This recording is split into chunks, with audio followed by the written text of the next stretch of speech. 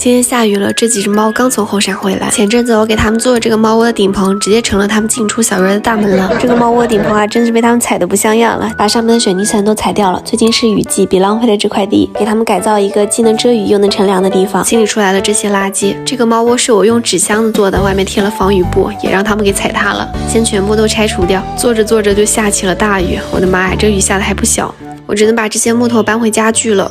我看了一下，这一周全部都有雨，也是雨季都到了。这几天啊，频繁的下雨，不过还挺凉快的。在外面量好了尺寸，直接把木头搬回家来，直接锯。再来切一块大板子，大板子是房顶加猫窝的平台，在家里就是弄得哪哪都是木屑。用一下追觅品牌方前两天赞助给小院的一个 V12无线吸尘器，正好看看好不好用。它有个绿光显尘，地上的脏东西啊、灰尘一眼就能看到，边上的猫粮、猫毛啊也能一下就洗干净了。185AW 大系列，再来换一个除螨刷头，这个刷头是减少毛发缠绕的，用来清理猫窝。别说吸的还挺干净，挺快的。陈杯有一键倒灰功能，不脏手，还可以完全拆卸并水洗，方便维护。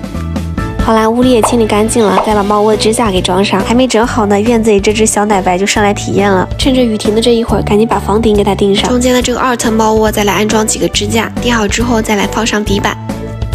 最后上面再来铺一点稻草，可以防雨装饰一下。再把稻草的边边给修剪一下。我给它们撒点吃的在上面，让它们知道这里有了一个新的猫窝。希望这几天下大雨时，它们会待在这里，别被雨水淋湿了。最后再放几个猫窝。